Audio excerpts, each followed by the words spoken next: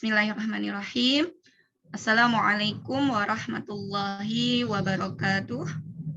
Waalaikumsalam warahmatullahi wabarakatuh. Innal hamdalillah nahmaduhu wa nasta'inuhu wa nastaghfiruhu wa na'udzu billahi min syururi anfusina wa min sayyiati a'malina may yahdihillahu fala mudhillalah wa may yudlil fala hadiyalah. Asyhadu an la ilaha illallah wahdahu la syarikalah wa asyhadu anna Muhammadan abduhu wa rasuluh. Allahumma shalli wa sallim ala Muhammad wa ala alihi wa ashabihi wa man tabi'ahum bi ihsanin ila yaumiddin. Alhamdulillahirabbil alamin.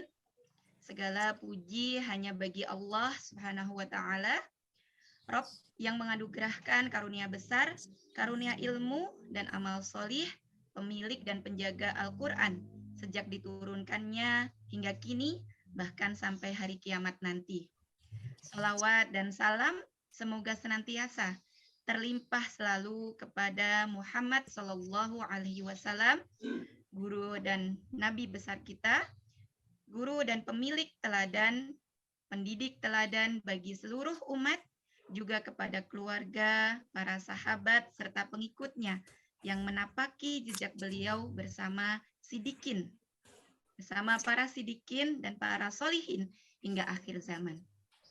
Baik, para peserta kajian Al-Quran Kaukab yang dirahmati Allah, mari kita buka kajian kita pada pagi hari ini dengan membaca basmalah bersama-sama.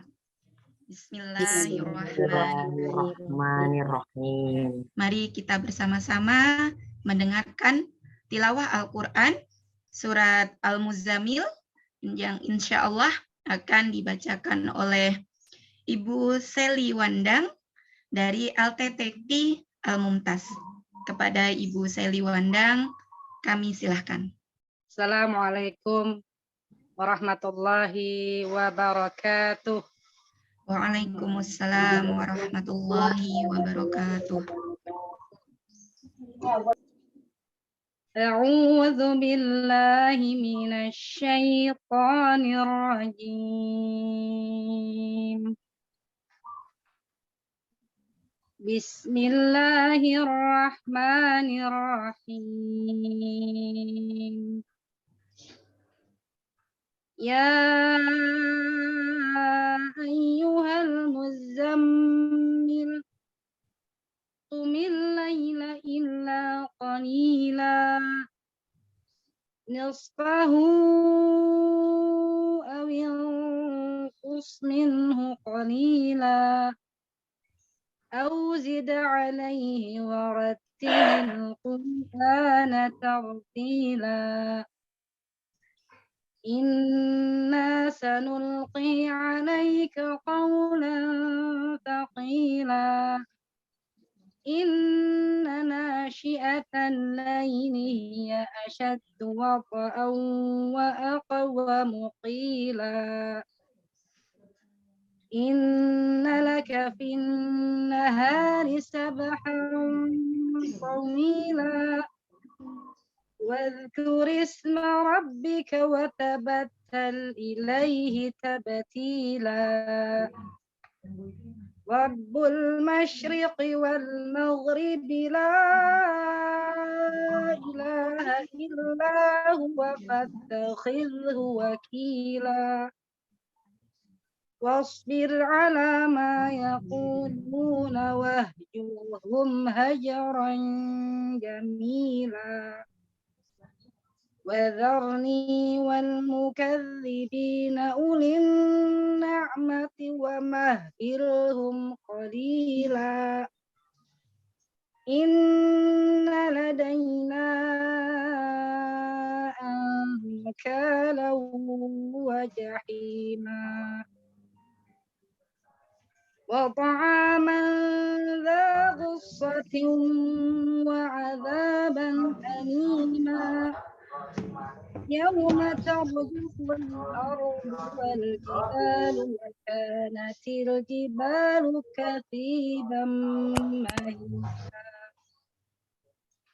إنا أرسلنا إليكم رسولا شاهدا إنا أرسلنا إليكم رسولا شاهدا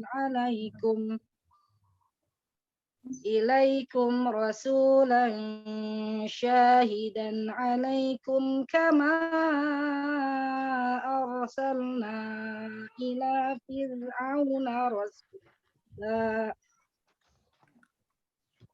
فعصى فرعون الرسول فأخذناه أخذا وبيلا فكيف تتقون إن كفرتم يوما يجعل الولدان شيبا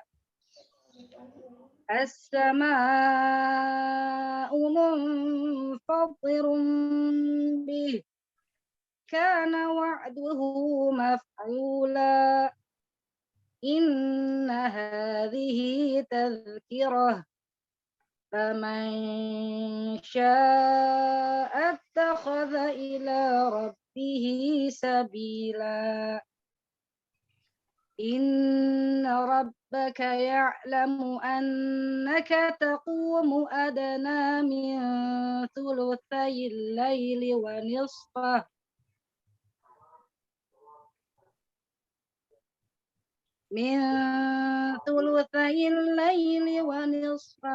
وثلثه وطائفة من الذين معك والله يقدر الليل والنهار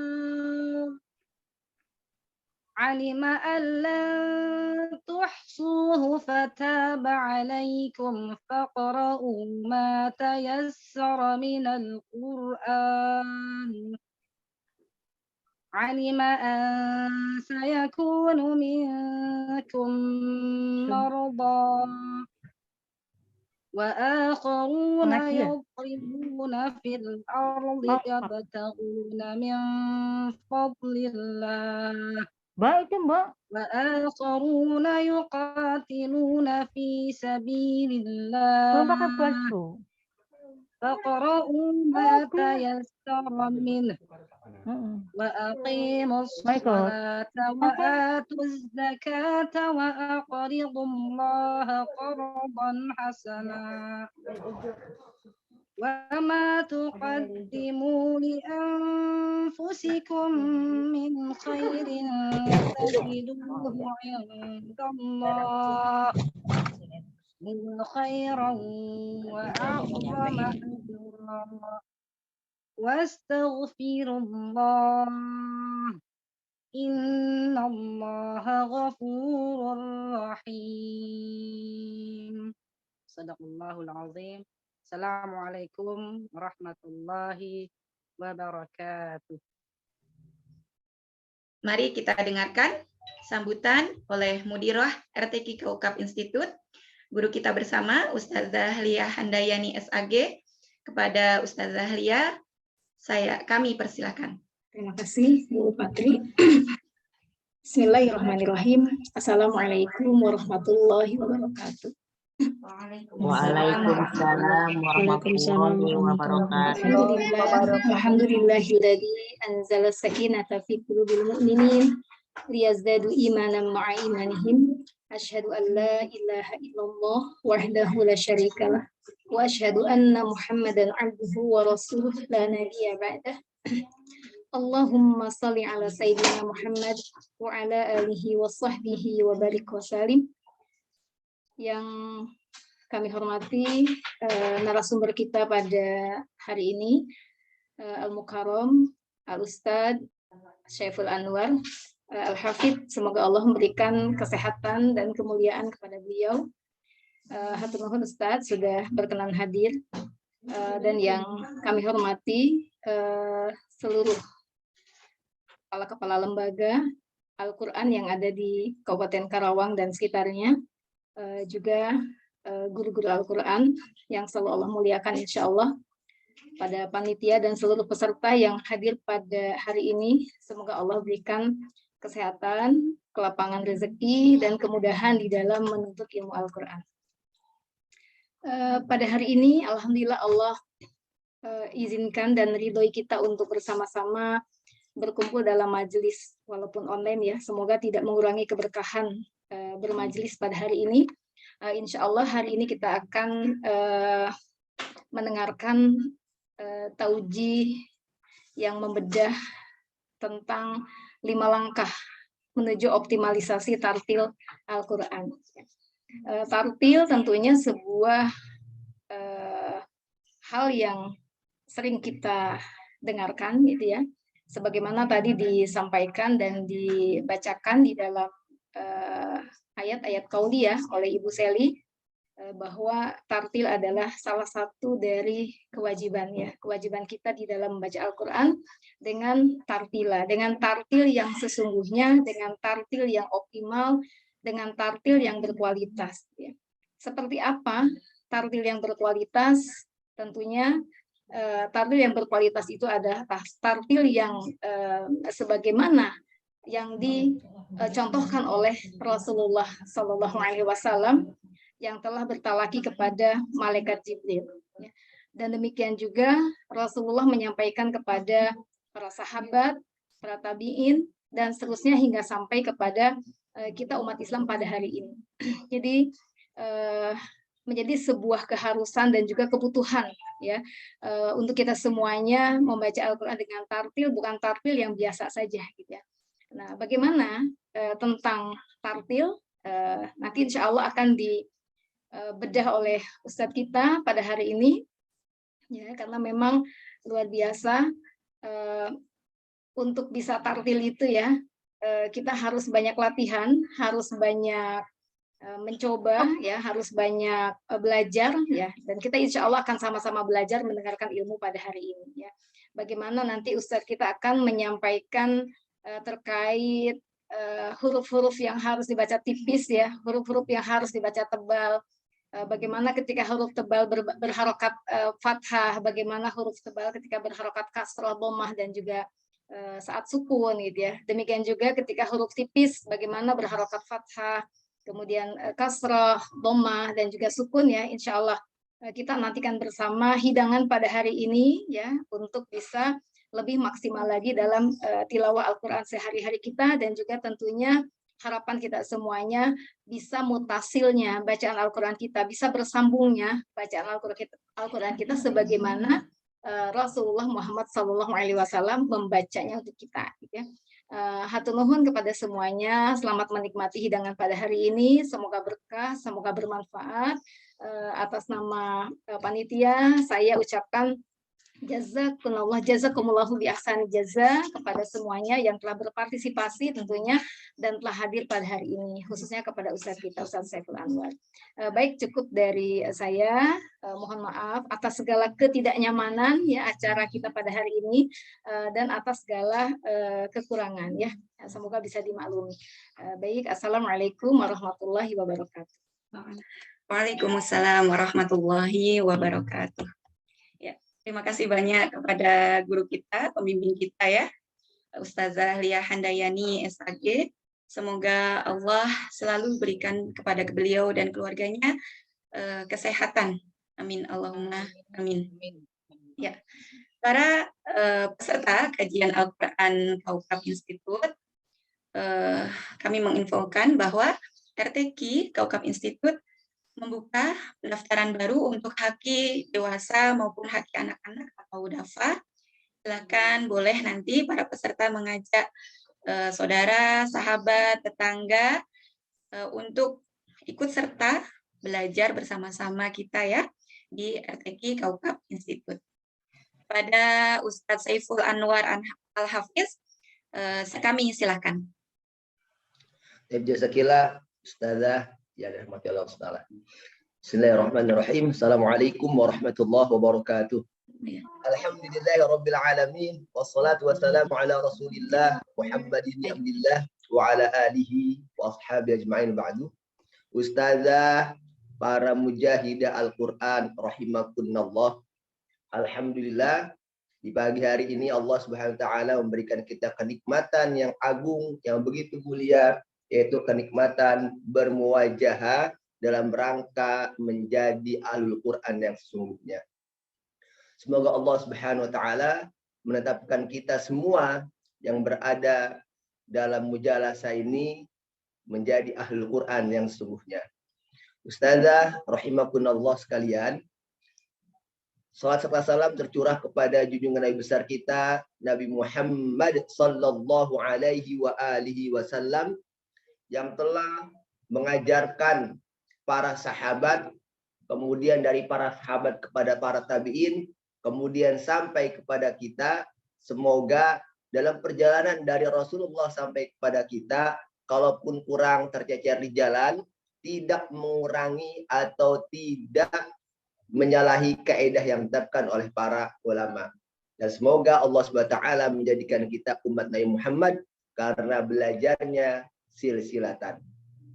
Ibu-ibu rahimakunallah, hari ini saya diamanahi untuk mengisi tentang kajian buku ini ya, 5 langkah penting menuju optimalisasi tartil. Kurang lebih seperti itu.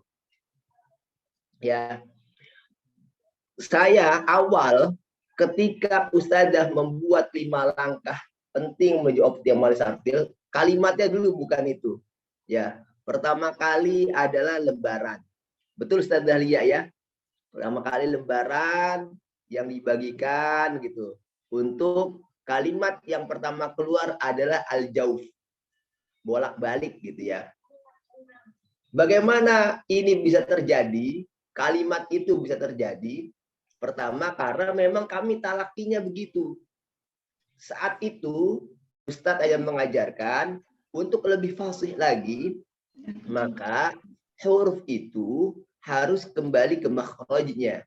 Ya, huruf harus kembali ke makhraj dan sifat-sifatnya. Nah, maka dituangkan untuk disampaikan kepada murid-murid ketika dengan kalimat yang seperti itu agak susah dicerna, maka dinarasikanlah oleh Ustazah. Dan dalam perjalanan menarasikan itu terjadi perubahan-perubahan. Saya awalnya berpikir, kenapa kalimatnya 5 langkah penting menuju optimalisasi tartil ya? Kan bisa saja kalau 5 langkah menuju optimalisasi tartil itu kita pakai dengan 5 sebelum datangnya 5. Yawtanim khamsan qabla khamsin. Kalau mau fasih, mau tartil baca Al-Qur'annya, maka belajar yang pertama. Saya pikir begitu awalnya, Bu. Yang pertama adalah syababaka qabla haramik. Kalau mau belajar tahsin dan supaya optimal tartilnya, belajarnya ketika muda. Makanya kalimatnya syababaka qabla haramik. Sebelum masa tua. Loh, saya ketika sudah umur 50, 60 ini, gimana sih bisa tartil? Itu pemikiran saya pertama begitu. Ternyata kan yang datang berbondong-bondong belajar adalah rata-rata, kebanyakan juga ada usia 50, 60 gitu. Berarti, wah ini untuk optimal tahtil juga kurang. Ini awalan saya berpikir sebelum buku ini, sebelum isian di dalam ini. Ya, tapi bisa juga kita pahami. Ternyata memang para ulama menuliskan sebuah riwayat yang menuliskan bahwasannya belajar di waktu kecil bagai apa Bu? Menulis batu. Belajar di waktu tua atau dewasa itu bagaikan menulis di atas air. Ya, kalau nulis di air tulisannya langsung hilang, nggak ada bentuknya gitu. Nah, maka ketika kita muda belajar untuk optimal, mendapatkan hal yang optimal itu memang di waktu muda. Wah, saya udah tua nih. Gimana bisa ini optimalisasi tartil? Nah, sudahlah. Mungkin ada yang kedua, Bu. Karena Rasulullah katakan, yawtanim khamsan qabla khamsin, tidak berhenti pada syababaka qabla haramik. Tapi yang kedua adalah sihataka qabla saqamik. Sehatmu sebelum sakitmu. Nggak apa-apa selama kita sehat, belajar terus. Karena Rasulullah SAW saja berangkat ke Tabuk perang pada usia 62. Nggak lama kan meninggal. Dan bahkan beliau memimpin langsung peperangan tersebut menuju Tabuk. Ya, jadi kalaupun sudah tua, kata siapa nggak bisa optimal? Tergantung bagaimana kekuatan iman kita. Maka selama masih sehat iman kita, masih sehat fisik kita, masih sehat lidah kita, maka optimal untuk tartil akan tercapai. Ini pemikiran saya yang kedua. Yang ketiga, dari hadis yang diriwayatkan oleh Asyuqi atau Imam Al-Baihaqi ini, di mana hadis yang tadi saya sampaikan ini adalah hadis yang sahih menurut catatan Syekh Albani, atau beberapa ulama lain mengatakan hadis ini hasan. Hadis ini dari Abdullah bin Abbas radhiyallahu anhu. Ya. Yang ketiga, kalau seandainya udah tua, sakit lagi, gimana mau optimal belajar ya? Giginya udah ompong, semangatnya nggak ada. Gimana bisa menjadi ahli Quran, bisa optimal tartil? Ini pertama ya, saya lihat kenapa pakai yang bolak-balik supaya tartil. Saya pikir dengan ikutan khamsan qabla khamsin. Nah, yang ketiga kalau kita lihat, wah udah tua, kemudian kurang sehat, apalagi berhenti di situ sehingga akhirnya nggak bisa optimal. Bisa kita lihat, bisa jadi masih punya kesempatan untuk tartil. Yakni apa? Faraghaka qabla syughlik. Orang sakit itu waktu luangnya banyak gitu. Gak apa-apa, selagi kurang sehat, baca aja. Yang penting baca, belajar, progres mantap.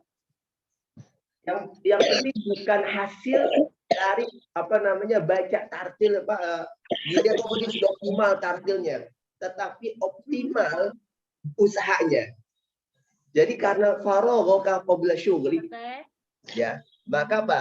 Ketika waktu kita kosong, waktu kita banyak senggang, karena mungkin masa usia tua sudah nggak kerja di kantor, bisa optimal belajarnya, atau mungkin masa sehat walaupun sakit, nggak banyak aktivitas, nggak banyak orang nyuruh, maka dengan baca buku balihonya, melatih baca Qur'annya, maka ada kemungkinan optimal tartil.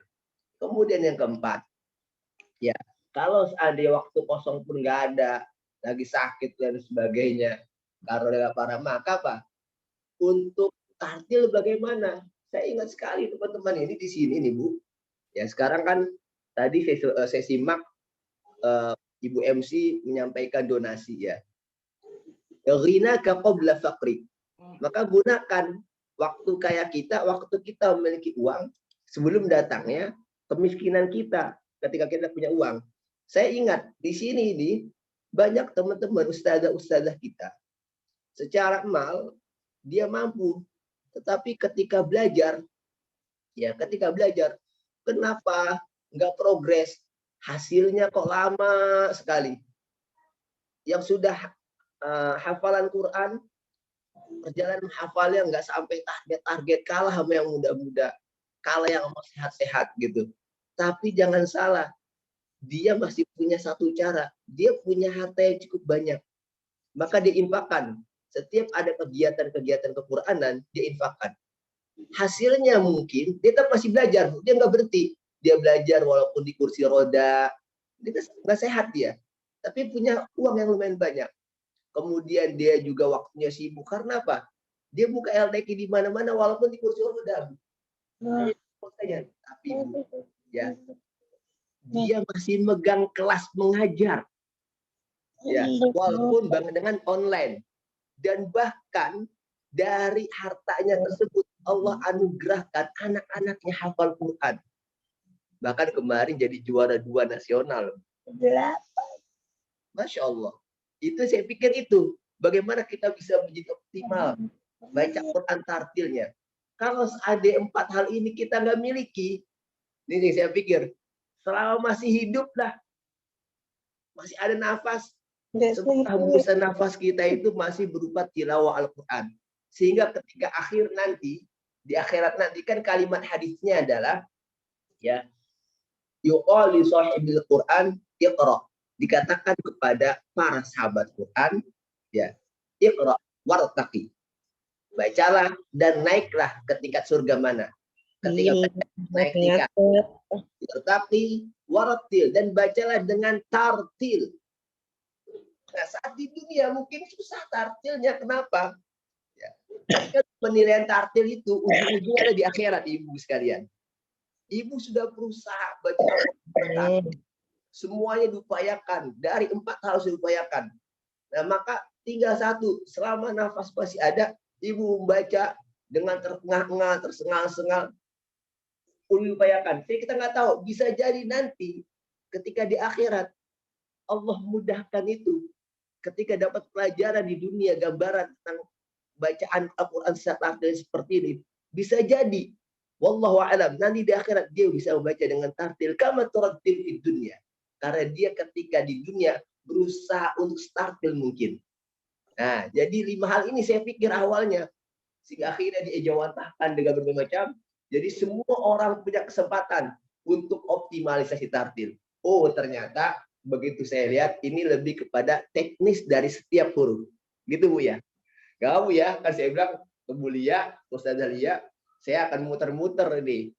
Karena kalau ngisi begini saja, Ibu di kelas mungkin dalam waktu setengah jam atau 2 jam, tapi praktekly mungkin nggak kelar. Tapi kalau seandainya cuma menyampaikan ini saja, untuk 2 jam ya baca juga sampai 5 menit kelar.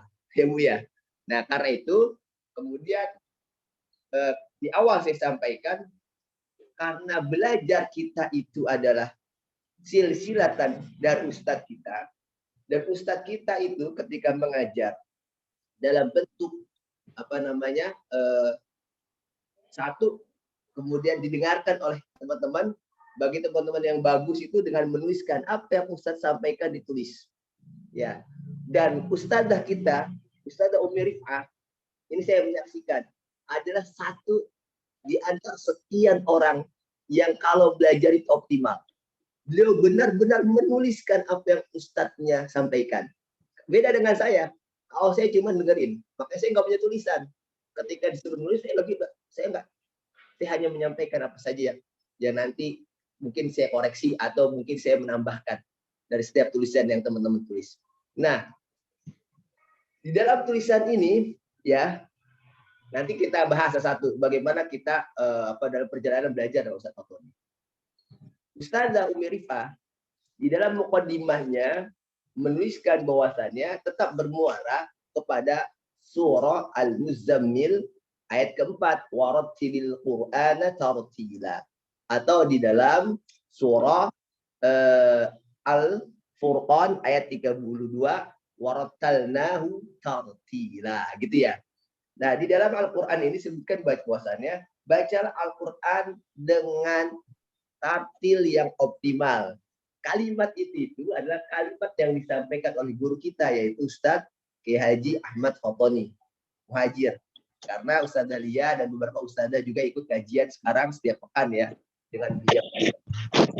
Kalimatnya lebih luas lagi, ditambahin dengan optimal tartil apalagi itu, pokoknya setartil dan sebagainya. Nah, kemudian dalam muqaddimahnya Ustazah Umi Rif'ah ini menambahkan yang namanya tartil itu sesuai dengan pengertian yang disampaikan oleh Al-Khalifatul Rabi'ah ya, yaitu Imam Ali radhiyallahu anhu atau karramallahu wajha, yang mengatakan bahwa tartil adalah tajwidul huruf wa ma'rifatul wuquf. Dan sebagian besar para ulama Quran memaknai tajwid ada dengan ikhraju kulli harfin min makhrajihi ma'i'tai haqqahu wa mustahaqqahu. Jadi Al-Quran kita itu yang kita baca dikatakan tartil syaratnya 2. Yang pertama adalah tajwid. Setiap huruf dibaca dengan tajwid. Maksud tajwid adalah huruf-huruf yang keluar itu bagus. Ya, ketika mengucapkan huruf B nggak ketukar dengan huruf P. Paham, Bu? Kalau Indonesia kan ada huruf P. Antara B dengan P kalau kurang jelas, maka nggak akan terdengar. Batman dianggap Batman. Nah, kalau anak-anak kan agak susah. Maka dari itu pentingnya makharijul huruf supaya maknanya tidak salah. Itu yang pertama, bahwasannya yang disebut tartil tajwidul huruf. Tajwidul huruf salah satunya adalah makhraj. Yang kedua adalah sifat-sifat. Ya, karena disebut dengan hak huwa mustahaq, sifat yang senantiasa melekat. Nanti ibu-ibu semua udah pelajari itu banyak, dari sifat yang 5 sampai 7, yang lawan kata dan tidak lawan kata, dan ada yang tidak lawan kata itu bagaimana. Kemudian ada juga sifat-sifat yang tidak melekat seperti ikhfa, izhar, dan lain sebagainya. Ibu-ibu rahimakumullah, nanti yang terlupakan di kita itu biasanya kalau sudah tajwidul huruf wa ma'rifatul hukum. Nah, ini mungkin agak kebelakangan. Makanya di dalam tulisan beliau dalam muqaddimahnya ada beberapa ketentuan yang dapat mempraktekkan langkah-langkah ini, yaitu pertama, belajar langsung kepada guru yang sudah bertalaki dan menguasainya. Ya. Jadi intinya adalah belajar Al-Quran itu harus talaki kepada guru, bukan katanya. Misalkan ustazah atau ibu-ibu sekalian di sini belajar kepada ustazah dia, maka harus ngikut apa yang disampaikan ustazah dia. Jangan katanya ustazah di sana nggak begitu, Ustaz. Karena beda jalur. Nah, di sini di kami ya, di LTQ Iqra, khusus yang ikhwan ya. Karena kalau akhwat kan memang bermula dari ustazah. Kalau ikhwan kan bermula dari saya. Ketika meng-hire teman-teman guru, yang pertama-tama dari saya itu adalah apa? Teman-teman yang sudah hafil. Datanglah Ustadz Biron Al-Hafil. Kemudian datanglah Ustadz Abdul Hakim Al-Hafil. Datanglah Ustadz Mustafa Al-Hafil. Datanglah Ustadz Nur Qomari Al-Hafil. Datanglah Ustadz Maharus Al-Hafil. Kemudian dari murid-murid kita setelah itu, masing-masing memiliki sanad yang berbeda-beda. Tapi perhatikan, ketika mereka mengajar, mereka mengikuti gaya kita. Karena yang mengawal ustazah supaya kebersamaannya ada. Padahal mereka secara pengajaran dan pembelajaran itu tidak dengan kita. Paham ibu-ibu sekalian ya? Jadi ketika mengajarkan, justru dengan tanawwu', beragamnya ilmu yang beliau dapatkan sebelumnya, ketika mengajarkan dengan yang seperti ini, lebih wise, lebih bijak. Nah, suatu saat, Ustadz Ahmad Nur Qomari ke Mesir. Di Mesir itu, ya, kalau ngaji, luar biasa. Nah, pernah Ustadz Qomari ingin praktekkan 5 langkah ini. Itu disalahkan. Nah, kemarin makanya Ustadz Dalia kan pernah saya share tuh ya, tentang seorang syekh yang mengatakan, lah, khotok, salah baca kayak gitu. Sampaikan ke seluruh kaum muslimin di Indonesia agar video saya ini menyebar seluruh Indonesia begitu. Bahwasannya kalau baca Al-Qur'an nggak boleh a'udzu gitu kan ceritanya. Na'budu dan lain sebagainya. Ya. Itu memang sebagian besar juga ada yang baik Pak, sanadnya tidak seperti itu. Tetapi ketika beliau misalkan mendengar syekh-syekh dari Yaman, dari Suriah, Syria, itu yang kayak gitu, yang kayak kita gini. Paham? Intinya yang pertama, syarat pertama harus sanadan, bersanad atau musalsal, berkesinambungan, nyambung ke guru kita. Maka ketika ibu-ibu semua belajar ustazah dia, maka ngikut ustazah dia. Ya. Bukan lagi katanya syekh sana, katanya ini syekh sana. Nggak bisa, karena begitu dapatnya. Makanya ketika kami mendapatkan misalkan teguran itu nggak ada kaitannya.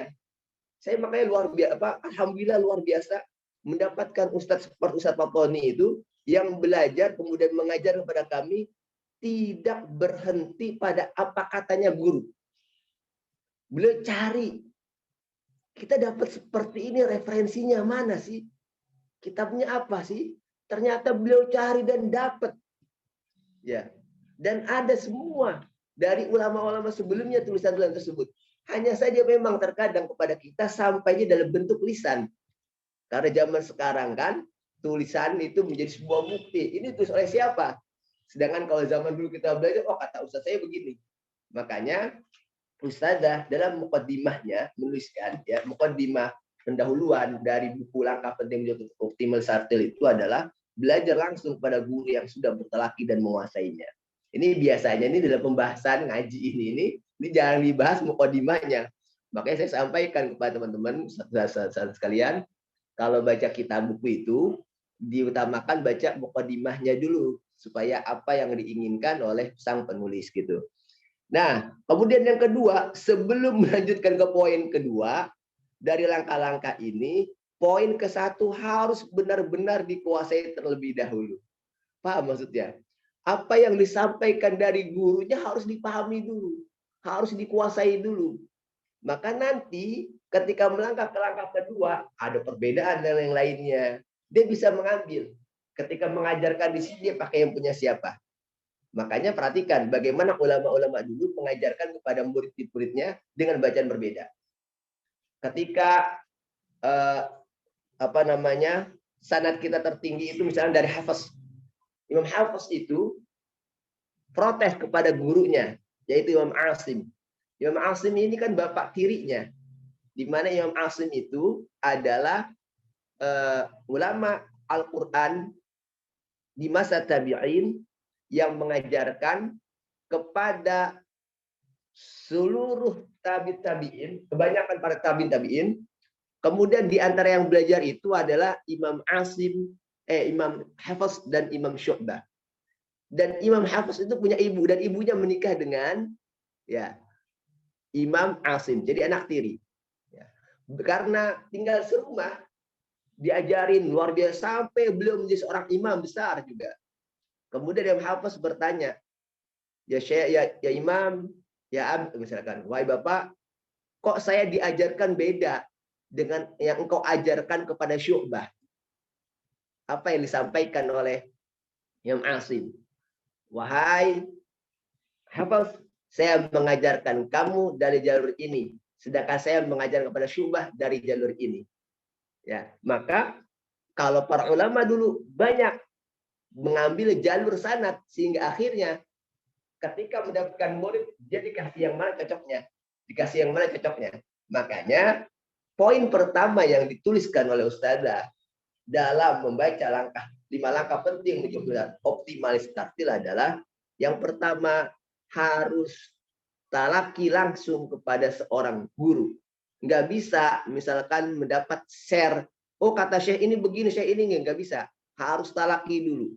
Ya, supaya apa? Supaya dapatnya sempurna, dapatnya menyeluruh. Kemudian ketika ada yang berbeda baru kita pelajarin yang lain lagi. Itu ya Bu ya, yang pertama. Selanjutnya, kita masuk ke dalam muqaddimah tentang 5 langkahnya. Beliau menjelaskan makna fathah, makna kasroh, makna dhammah di sini ya. Di sini juga disebutkan asal dari huruf hija itu adalah bunyi fathahnya.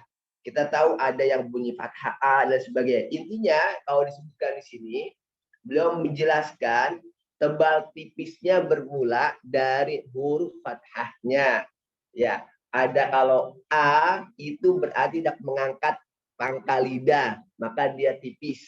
Kalau O dia mengangkat pangkal lidah, makanya bunyinya O gitu.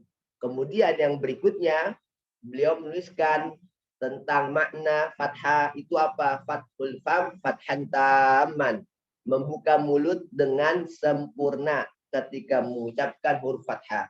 Yang kedua, nama kasrah atau bin khifadil fam, menurun kasrah itu dengan menurunkan mulut. Nah, kalau kita cukup dengan menurunkan bibir gitu ya.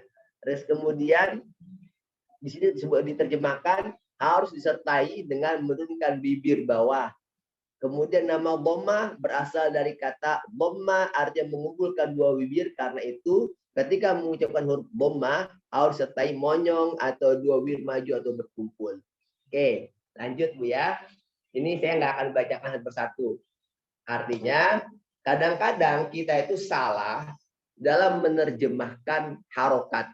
Harokat itu berarti supaya bunyinya keluar dari setiap huruf.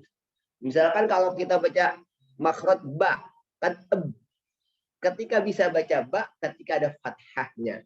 Ba, bi, bu. Nah, itu intinya adalah harokatnya. Lalu beliau menjelaskan 5 langkah penting. Langkah pertama, huruf fathah ketika berharokat huruf fathah itu terbagi 2, gitu Bu ya. Ada yang tebal, ada yang tipis. Ketika bunyi akhirnya berupa a, maka dia tipis. Ya, misalkan a, ba, ta, sa, ja, ha, ko, la, mana, wahaya, misalnya gitu lah. Ya, sampai segitu, sampai dari a sampai ya, yang bunyi akhirnya a adalah fathahnya itu disebut dengan tipis.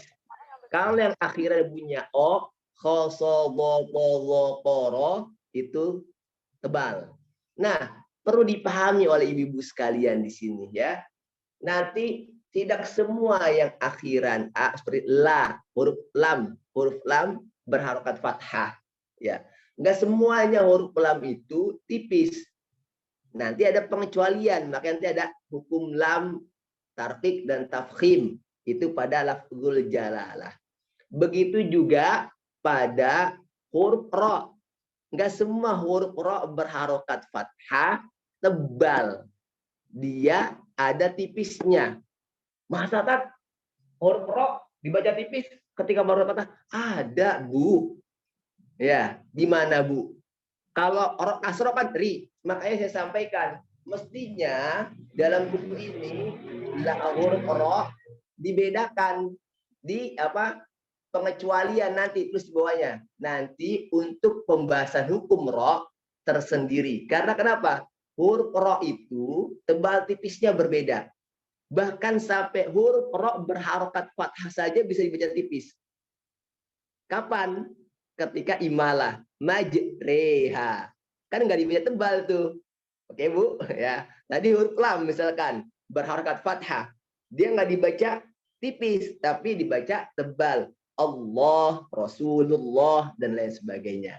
Ya, Bu ya? Itu yang pertama. Ya, dari 5 langkah menuju optimalisasi tafsir.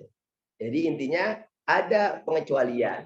Terus kemudian karena ini fathah, ya, apakah membuka mulutnya selebar-lebarnya? Misalkan a, ba, ta. Karena kalimat yang dituliskan di dalam kitab-kitab tajwid yang namanya fathah itu adalah fathul fam, fathan tamman. Membuka mulut ya dengan buka yang sempurna. Kalau seandainya kayak mulut saya lebar nih, sempurnanya mangapnya gede, maka harus gede. Gitu. Kalau yang mulutnya mungil, maka dia optimalnya buka. Ternyata tidak, nggak seperti itu. Ya, tahu berlebihan kalau seandainya misalkan saya baca Bismillahirrahmanirrahim, itu optimal, tetapi salah. Ya, optimalnya bukanya selebar-lebar sampai semangat enggak. Seoptimalnya bunyi A. Misalnya saya baca A cukup segitu, Bismillah. Ya, sama seperti kalau mulutnya agak mungil, misalkan Bismillah. Dilihat kondisi mulutnya teman-teman semua. Dan kita juga namanya belajar dan mengajar bukan hanya pada penglihatan kita. Jadi ini menarik ya, baca Quran ini, belajar Quran ini menarik. Kalau kita lihat Imam Qalun itu adalah seorang perawi, sama kedudukannya sama seperti Imam Hafiz. Ya, gurunya, qiraatnya Imam Nafi'. Diriwayatkan beliau itu tuli, Bu. Pendengarannya agak kurang. Bagaimana beliau belajar? Dulu saya sempat sampaikan, kalau ngajar orang tuli gimana ya? Ternyata Imam Qalun itu ketika belajar dalam keadaan tuli. Pendengaran berkurang lah ya. Bagaimana beliau belajar kepada Imam Nafi'? Beliau melihat langsung gerak bibir dan mulutnya. Maka ketika ngajar pun begitu. Dia tahu gerak mulut yang salah ketika dibaca oleh muridnya. Dan dia perbaiki. Maka kalau mengikuti ini, kita sebagai guru yang normal, penglihatan yang masih tajam, maka apa? Gunakan penglihatan kita. Ketika mengajar murid-murid kita, atau kita belajar pada guru kita, maka mata kita harus dilihat, harus benar-benar teroptimalkan. Baik belajar dan mengajar. Yang kedua, Imam Asim, ya, Imam Asim, gurunya Imam Hafiz, silsilah sanad kita itu sebelum Rasulullah, melalui Imam Asim, kemudian para sahabat, kemudian baru kepada Rasulullah SAW. Beliau ini dikatakan buta, ya, diriwayatkan beliau itu buta. Bagaimana mengajar murid-murid yang buta? Pada pendengarannya yang sensitif. Ya, maka saya sampaikan tadi, kalau misalkan bunyi huruf A-nya sempurna, ma, tanpa dilebarin ma, itu sudah cukup.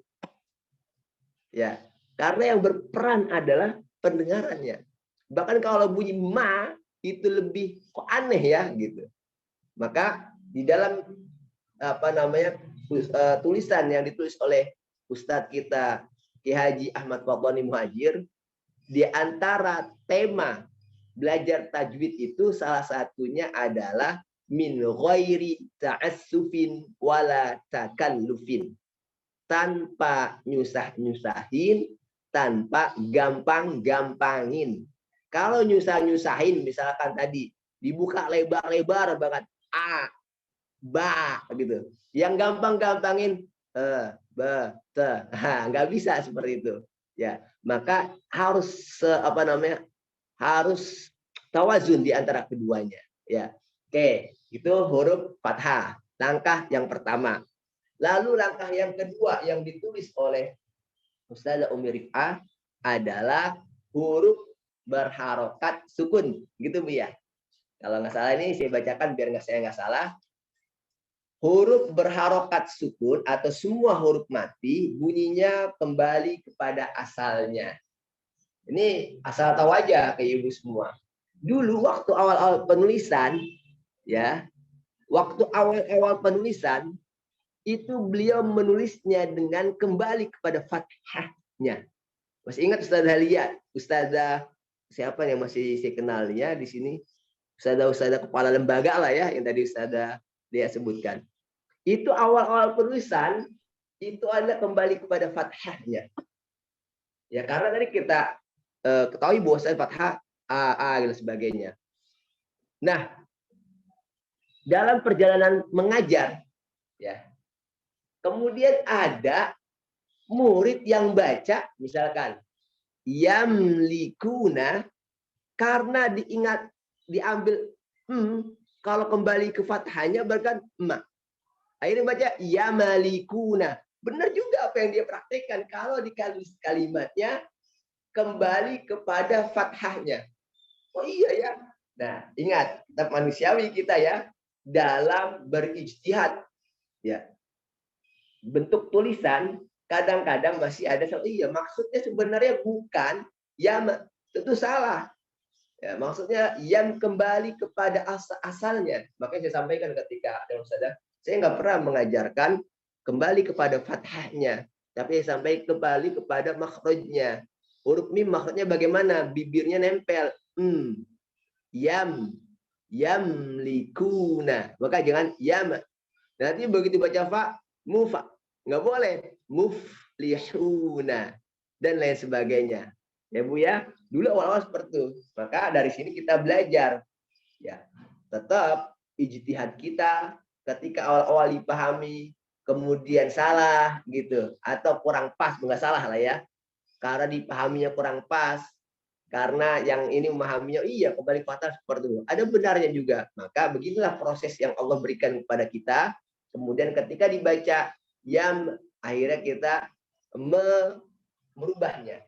Oke Bu, merubahnya dengan kalimatnya kembali kepada asalnya. Asalnya, asal apa? Asal makhrajnya. Jadi bunyi huruf mim, yam, bunyi fa, fa. Nah, bahkan bunyi sin, maka ketika baca yas, nggak boleh yas, harus terlihat yas atau us, jangan us, tapi us. Kembali kepada makhraj asalnya, asal makhrajnya. Gitu Bu ya. Nah, semoga bisa dipahami. Lalu bagaimana dengan yang qalqalah? Karena selain huruf yang tadi saya sebutkan ada huruf qalqalah. Qalqalah nggak bisa misalnya huruf ba, yab. Nah, maka pengecualian pada huruf sukun itu pada huruf qalqalah. Tadi saya ingatkan ya. Langkah pertama ada pengecualian. Langkah kedua juga ada pengecualian. Ya, huruf ba, ya, huruf qaf nggak bisa dia kembali kepada asalnya. Kalau kepada asalnya ok, misalkan yak, nah, nggak bisa, harus ada qalqalahnya. Nanti kalau nggak diqalqalahkan maka dia tidak tajwid lagi, karena di antara unsur tajwid adalah sifatul huruf, dan sifatul hurufnya itu yang berupa hak. Karena qalqalah adalah hak huruf.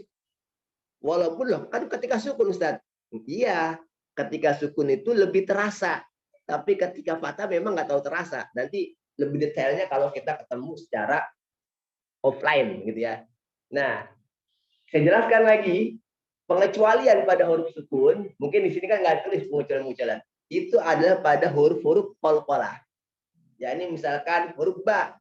Dan ingat, kita pelajari bahwasanya huruf qalqalah itu kembali yang diajarkan kepada ibu-ibu semua, kembali atau cenderung atau condong kepada fathahnya. Ya, kepada fathahnya. Misalkan huruf ba. Kita contohin tubatum. Ingat, tubatum.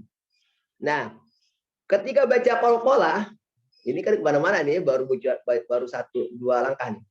Ketika baca qalqalah, terutama qalqalah yang sughra, jangan terputus. Tubatum, nggak boleh. Ya, Syekh Aimar Rushdiswa itu mengatakan, itu seperti jadi kayak 2 kata. Ketika antum putus, tubatum.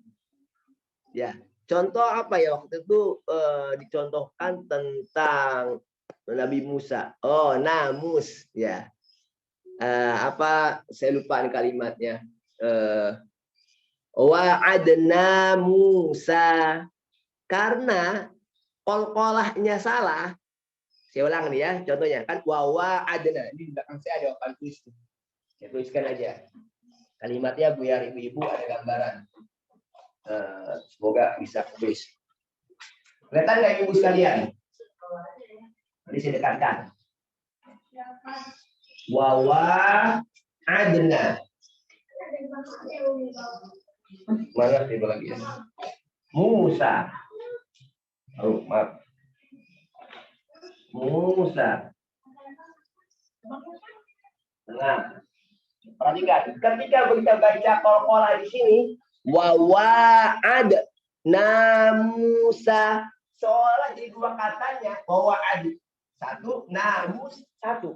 Itu maknanya salah. Wa'ad. Namus itu kan malaikat Jibril. Ya, namus. Makanya nggak boleh terputus ketika qalqalah sughra. Wa'adna Musa. Jangan wa'adna Musa. Nanti kita lebih detail belajar qalqalahnya sama Ustazah Lia dan para kepala lembaga. Oke ya? Cukup.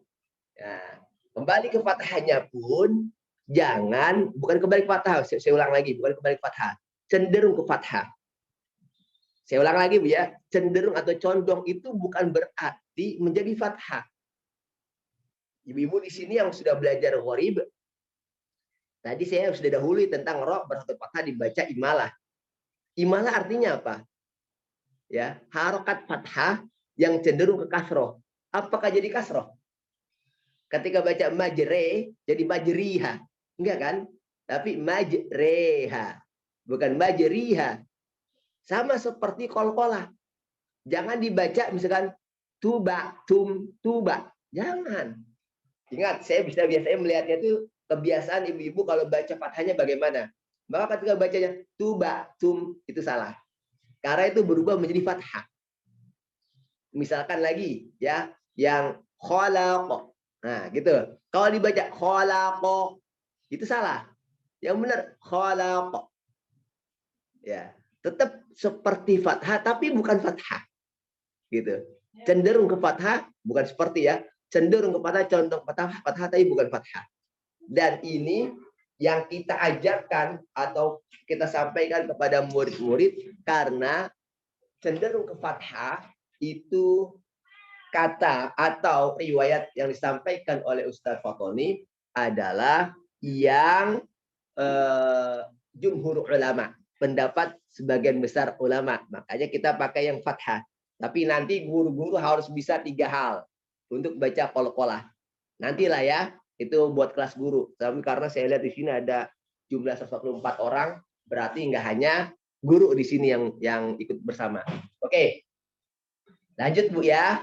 Berarti langkah kedua sudah saya terangkan. Sampai sini mau ada yang disampaikan? Ada pertanyaan ibu-ibu sekalian?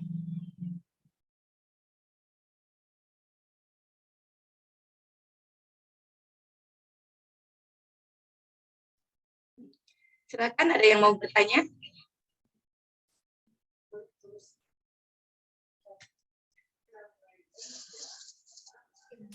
Mungkin nanti ya Ustadz lanjut aja, mungkin nanti terakhir kita bertanya. Sengaja saya rehat Bu, karena ini pintu depan terbuka ini. Mohon maaf kalau ada suara-suara motor, karena maklumlah rumah di pinggir jalan kan. Ya.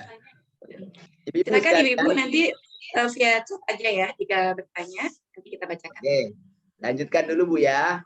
Langkah yang ketiga.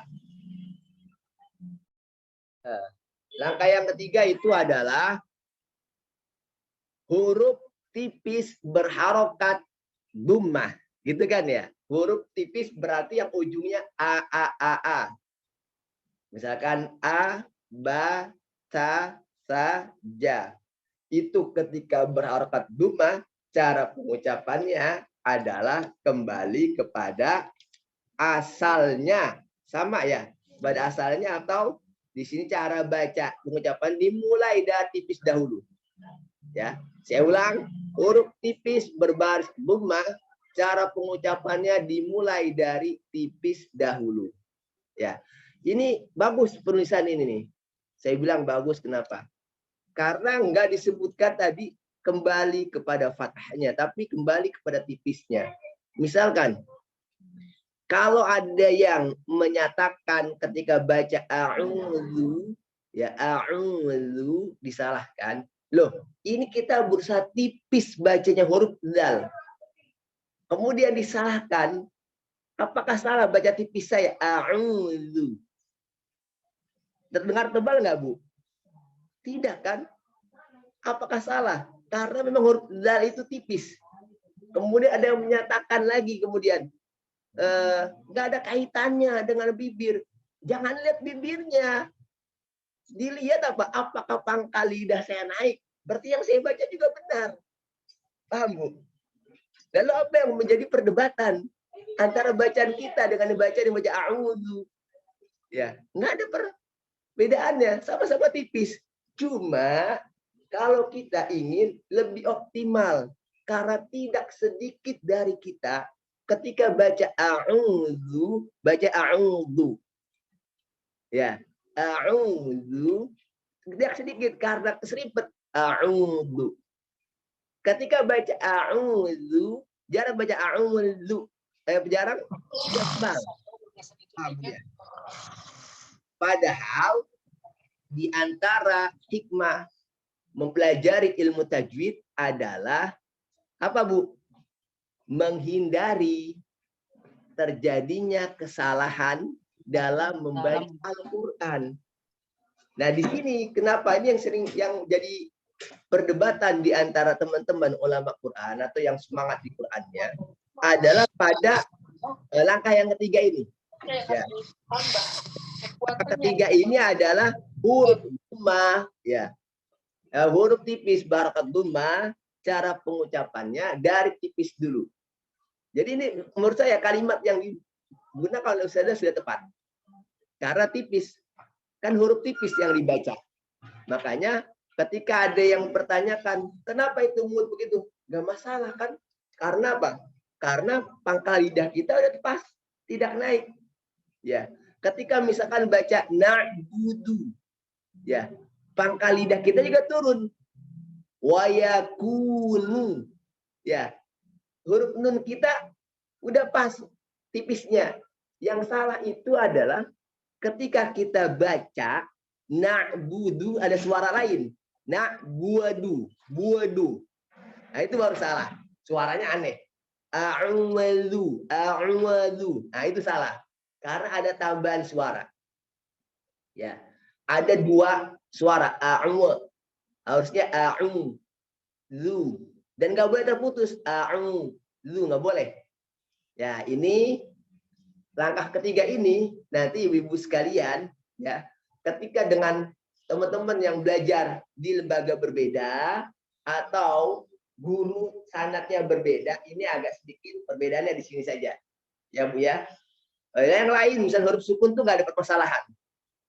Langkah yang kedua itu nggak ada permasalahan. Langkah satu nggak ada permasalahan. Yang berbeda itu langkah ketiga. Ya. Dan ingat kalau kita itu hanya huruf tipis saja yang berharokat dhammah. Kalau guru kita, saya ulang nih, kalau guru kami itu yang huruf tebal pun balik. Benar nggak Ustazah Lia? Ustazah Lia? Maujudah? Ya, mawujud Ustaz. Benar nggak nih yang saya omongin? Karena sekarang Ustazah Lia kan belajar juga sama Ustaz Fatoni. Gimana Ustaz? Ustaz Fatoni itu ketika membaca huruf, ya kalau di langkah ketiga kita, huruf tipis berharokat dhammah, cara pengucapan dari tipis dulu. Nah, nanti yang langkah kelima, Ustaz Fatoni, huruf tebal berharokat dhammah pun balik. Contoh, bazuku, beliau baca seperti itu. Bazuku. Ketika kita belajar itu, wah mendapatkan itu, sedangkan kita sudah buat ini. Ini saya kasih tahu ini ya, latar belakangnya, dan kita tetap pakai 5 langkah ini. Ya, ini biar nggak ada kesalahpahaman di antara kita, apalagi sama-sama satu guru, misalkan sama-sama Ustadz Fatoni. Ustadz Fatoni kalau baca sururum digerakkan, ya, digerakkan. Semuanya digerakkan, baik dia itu hurufnya tebal, langkah kelima kita kan huruf tebal, barokah dhammah langsung saja. Tapi kalau Ustadz Fatoni tetap balik, ya. Ketika itu terjadi, wah gimana Ustazah? Ya, saya sampaikan, Ustadz Fatoni ternyata yang tebal juga balik gitu. Akhirnya kami, saya, Ustazah Mirifah, kemudian Pak Ilyas, karena beliau nyupir ke rumah beliau. Ustaz, gimana Ustaz? Itu kok yang tebal balik ya? Padahal kita sudah buat ini. Sudah, nggak apa-apa, ini udah bagus. Lanjut aja. Sudah di apa? Dibolehkan. Ini yang dibuat oleh Ustazah, yang sudah ditulis oleh Ustazah Ummi Rif'ah, sudah disahkan, distempel, cep. Oke. Ya. Walaupun tadi ketika saya sampaikan falu'u beliau berbeda, sururum berbeda. Tapi diperkenankan oleh Ustadz Fatoni untuk disampaikan dengan cara yang seperti ini. Ini ijtihadnya sudah bagus. Ya, Bapak Ibu sekalian, ya, jadi sehingga ketika belajar itu Ibu yakin. Karena saya benar-benar menyaksikan saat itu. Beliau memperkenankan ini. Ya. Ini jadi lalu bagaimana? Ya.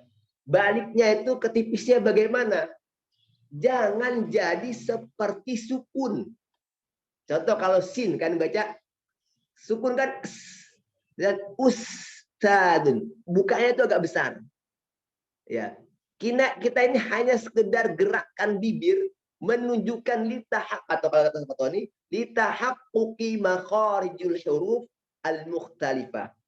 Untuk menegaskan bahwasannya makhraj di situ berbeda. Maka nggak boleh memulai dari dhammah. Wala yajuzu. Ya. Ibtida'uhum nadhammah, memulai dari dhammah. Ngerti mau saya Bu? Misalkan ketika baca Rasulullah kan Nggak boleh mulai dari kan dari doma, rusulu. Nah, itu kan memulai harokatnya dari doma. Mestinya digerakin bahwasanya makhrajnya beda dan tidak memulai makhraj awal itu dari doma. Rusulullah, tapi gerak mulutnya nggak boleh lebar-lebar. Rusulullah nggak boleh seperti itu. Ya, jangan besar banget melebihi atau menyamai huruf sukun. Begitu kata Ustaz Poponi, saya yang terakhir gitu. Jadi kalau seandainya teman-teman baca Rasulullah, Rasulullah, tuh, kelihatan Bu ya, bolak-baliknya. Yakunu, yakunu, apalagi misalkan tubatum, tubu dan lain sebagainya. Oke? Nah, lanjut. Semua sudah coba saya sampaikan ya. Kemudian yang keempat. Ya. Yang keempat adalah huruf tebal berharokat kasroh. Ingat, huruf tebal di sini adalah huruf isti'la. Ya, bukan ro. Nanti ro nggak masuk ke langkah keempat. Ya, huruf lam juga sama, nggak masuk ke keempat. Ya. Ini hanya isti'la. Saya sering tegaskan, jangan dimasukkan huruf ro ke langkah keempat. Karena dia punya hukum tersendiri nanti. Ya. Toh ketika fathah saja dia yang tipis, ya apalagi yang tebal tipisnya kasroh, dia kan langsung tipis. Nggak ada kasroh itu yang dibaca tebal. Maka di sini apabila huruf tebal berharokat kasroh, huruf tebal di sini adalah huruf isti'la. Apabila huruf tebal berharokat kasroh, maka cara pengucapannya dari tebal, yakni cukup dengan menaikkan dua bibir ke atas. Di sini juga ada perbedaan, Ibu sekalian. Dari yang saya lihat, makanya saya sampaikan ke Ibu sekalian, dari belajar kita itu kan, dari melihat dan mendengar dan membaca apa yang ditulis. Saya melihat ketika Ustadz Faponi membacakan huruf-huruf kasroh yang isti'la, huruf isti'la yang kasroh, itu benar-benar apa yang dituliskan Ustazah Umi Rif'ah, ya, yaitu apa? Cukup dengan menaikkan kedua bibir bawah ke atas, anggap setengah tebal. Misalkan minal akhirah, nah, bibir bawah naik tapi nggak turun lagi. Nah, cuma kalau di Ustazah Umi Rif'ah, ini nggak apa-apa ya, kita kan menyampaikan perbedaan. Dari yang saya lihat, dari yang saya tulis, kasrohnya itu kan saat kata beliau adalah bin khifadil fam, dengan menurunkan kedua bibir. Mana unsur kasrohnya? Maka beliau menurunkan sedikit. Jadi bacanya adalah misalkan minal akhi, dikit aja, akhi, jangan akhi. Paham? Lebih susah lagi kan Bu? Makanya saya sampaikan kepada teman-teman, ayo enakan ditahan atau diturunin sedikit. Sama aja. Misalnya baca wabil minal akhir, jadi minal akhirah dengan minal akhirah, akhirah. Nah, agak turun banget. Akhi, asal jangan sampai khi sekali. Akhi. Itu udah turun tuh. Walaupun turunnya agak sedikit kebanyakan. Makanya saya kalau menyampaikan ihdinasi, jangan ihdinasi. Kalau saya masih menyampaikan tertahan dari apa yang saya lihat. Ihdinas siratal mustaqim. Nggak turun lagi kan? Tapi kalau di LTQ kita mustaqim. Nanti ketika sami'un basir, beda. Atau sami'un basir, kan turun tuh. Nanti begitu karena lebih tipis dari si, maka dia harus lebih turun lagi roknya. Jadi tebalnya sod ketika kasroh dengan tipisnya rok itu beda. Ya, oke, Ibu sekalian, itu yang langkah keempat. Selanjutnya adalah langkah yang kelima. Ya. Sebelum langkah yang kelima, saya akan menambahkan, lupa saya tambahkan, itu langkah kedua, huruf sukun. Kembali kepada makhrajnya. Langkah ketiga, kembali pada langkah ketiga, huruf dhammah, huruf tipis. Nah, kalau waw, kan makhrajnya maju. Ya. Maka, apakah dia harus dari awal dulu? Contoh misalkan, ya, apa tuh Bu contohnya? Contoh cari ya. Misalkan di dalam surah Al-Isra. Coba saya carikan surah Al-Isra. Di situ ada kalimat yang sedikit susah misalkan. Sedikit susah, kalau sebenarnya nggak ada yang boleh susah kata membaca Al-Quran itu. Semuanya gampang karena Al-Quran itu walaqad yassarnal Quran. Contoh misalkan ya, di sini ayat ke-7 ada tulisan liyasu'u wujuhakum. Itu kan ada berapa kembali ya? Ada su doma, u doma, wu doma, ju doma.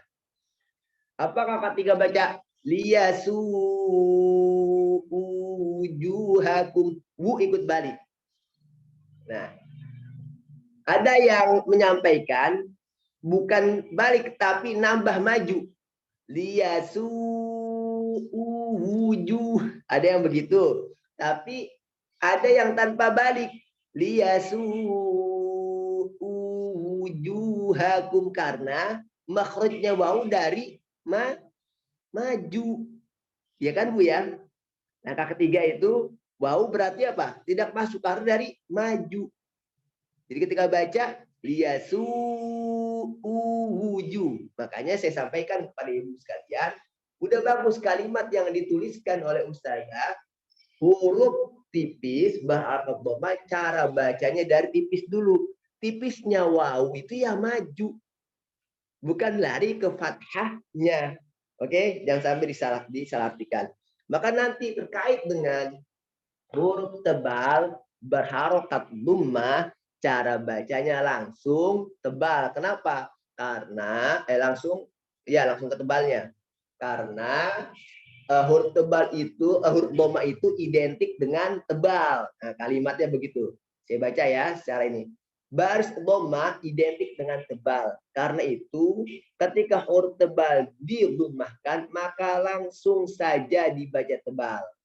Contoh misalkan bot itu kan tebal. Maka ketika baca nakhudu, tinggal gerakan makhrajnya saja. Nakhudu, bibirnya tetap maju kan posisinya. Nakhudu. Nah, walaupun kadang saya lihat Ustadz Fatuhan itu menggerakkan bibirnya beliau. Nakhudu. Tapi tipis.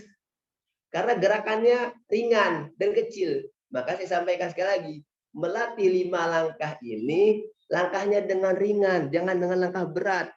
Maka ketika belajar ya susah. Kalau dengan langkah berat, sama sih nggak lanjut-lanjut gitu. Oke Bu ya.